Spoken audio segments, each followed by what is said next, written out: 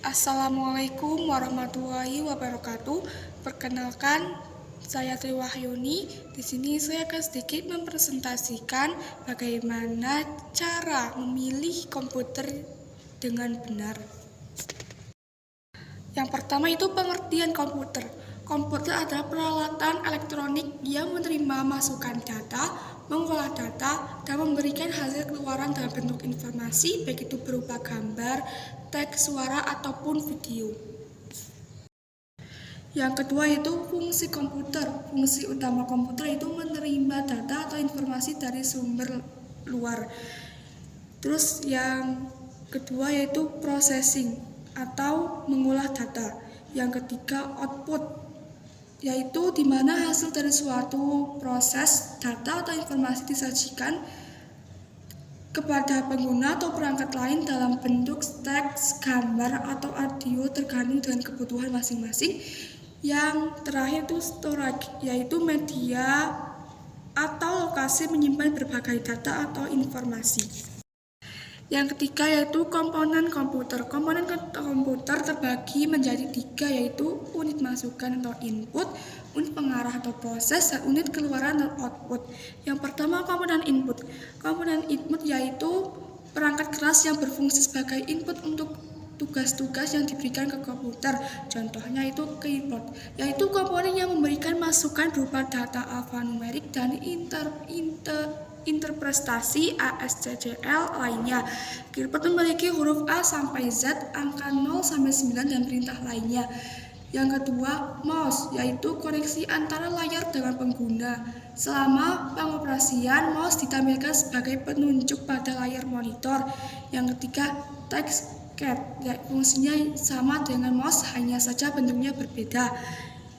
Yang keempat, pen, hanya tersedia jika layar yang digunakan adalah layar sentuh, bekerja seperti mouse. Untuk memberi perintah, cukup tekan ujung pena di layar. Yang keempat, mikrofon, yaitu komponen yang mengaktifkan input suara. Yang terakhir, scanner, yaitu untuk memindai gambar yang akan dimasukkan dalam sistem komputer menjadi file digital. Yang kedua yaitu komponen proses, yaitu komponen yang berfungsi untuk memproses perintah yang diberikan pengguna yang akan ditampilkan dalam komponen keluaran. Contohnya prosesor, yaitu komponen utama untuk pengolahan data. Yang kedua, motherboard, yaitu komponen yang menghubungkan semua komponen hubungan antara komponen input, proses, dan output. Yang ketiga, hard disk, yaitu retensi semua interpretasi yang diperlukan untuk komputer yang bersifat permanen seperti sistem operasi komputer. Yang terakhir itu RAM atau memori, yaitu untuk menyimpan sementara semua aktivitas komputer. Yang ketiga yaitu komponen output, yaitu komponen yang berfungsi sebagai alat untuk menampilkan informasi dari perintah yang sebelumnya telah diproses. Contohnya monitor, yaitu komponen yang menunjukkan proses yang dijalankan komputer. Yang kedua, printer, yaitu bagaimana cara mencetak daya di atas kertas. Yang ketiga, speaker, yaitu memberikan keluaran audio kepada pengguna. Yang selanjutnya yaitu jenis-jenis komputer. Yang pertama ada komputer desktop, yaitu jenis komputer yang diletakkan di atas meja. Umumnya komputer ini memiliki CPU yang terpisah dari monitor dan keyboard. Yang kedua, komputer laptop. Laptop adalah jenis komputer yang dapat dibawa oleh pengguna.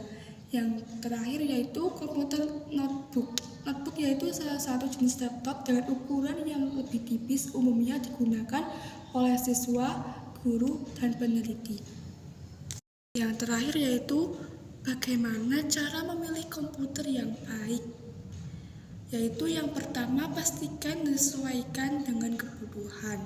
Yang kedua, pahami dan pilihlah spesifikasi yang sesuai. Yang ketiga, perhatikan software komputer. Yang keempat, perhatikan support device lainnya. Yang terakhir, pastikan komputer memiliki garansi. Sekian dari saya, apabila terdapat kesalahan saya mohon maaf. Saya akhiri, wassalamualaikum warahmatullahi wabarakatuh.